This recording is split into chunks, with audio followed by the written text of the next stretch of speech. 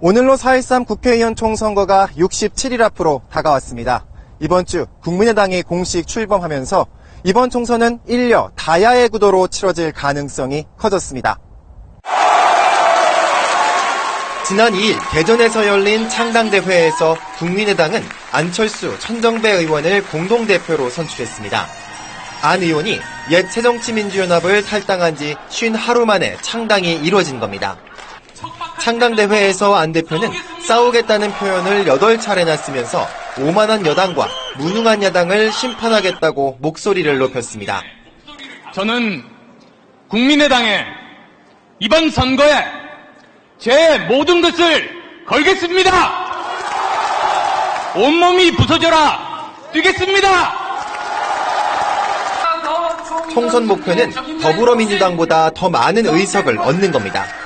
새누리당의 과반수를 저지하면서 제1의 야당으로서 자리매김하는 것이 우리의 목표가 되어야 한다 생각합니다. 하지만 국민의당은 아직 교섭단체를 구성하지 못하고 있습니다. 현재 17석으로 3석이 부족합니다.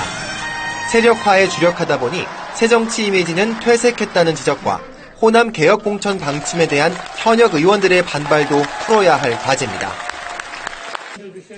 여야는 총선 체제로 전환했습니다. 새누리당 공천관리위원장은 친박계 이한구 의원이 맡게 됐습니다. 사선의 이 의원은 총선 불출마를 선언한 상태입니다. 부위원장 겸 간사는 비박계의 지지를 받는 황진아 사무총장입니다. 더불어민주당 공천관리위원장엔 홍창선 전 의원이 선임됐습니다.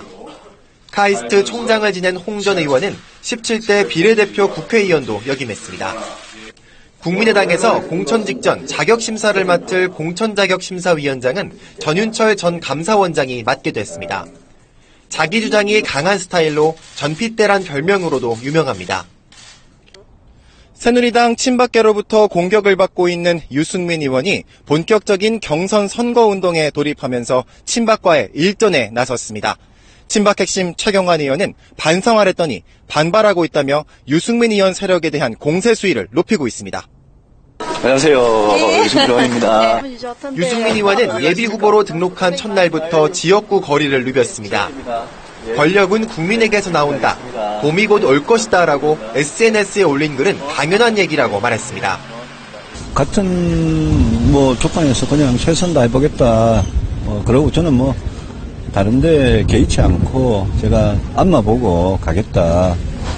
친박계 좌장 최경환 의원은 대구 경북 지역 예비후보들의 선거사무소 개소식에 잇따라 참석해 친박 간별사 역할을 이어갔습니다.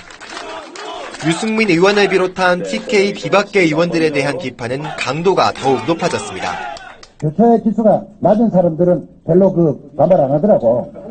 뭔가 속이 좀 찔리는 사람들이 그러더라고요. 앞으로 보실 때 반발하다 하는 사람들은 대체로 뭔가 속이 좀 찔리는 게 있는구나 이렇게 생각하면 됩니다. 대구 선거전은 이렇게 갈라진 한 집안 두 식구의 맞대결로 벌써 달아오르고 있습니다. 현 정부 청와대에서 일했던 조응천 전 공직기강 비서관을 더불어민주당이 영입했습니다. 대선 캠프 핵심이었던 김종인 비상대책위원장에 이어 전직 비서관까지 데려가니까 청와대가 불쾌감을 드러냈습니다. 조 전 비서관은 지난 2014년 비선 실세가 국정에 개입한 의혹을 담은 청와대 내부 문건을 박근혜 대통령의 친동생인 박지만 씨에게 건넨 혐의로 기소됐다가 일단 1심에서 무죄를 선고받았습니다. 청와대 내에서 없는 걸 만들어가지고 덮어 씌우고 탄압을 하려고 하는 애초부터 저에 대해서는 그런 비토가 있었기 때문에 청와대는 불쾌감을 내비쳤습니다. 청와대의 한 관계자는 조 전 비서관이 당시 불순한 의도로 문건을 유출한 것임이 드러났다며 문건 의혹과 야당 행을 연관지었습니다. 조 전 비서관은 자신이 대여 저격수 역할을 할 거란 일부 관측에 대해 뭔가 얘기하려 했다면 일생일대의 위기 상황에 처했을 때 했었을 것이라고 반박하고 있습니다. 정가위클리였습니다.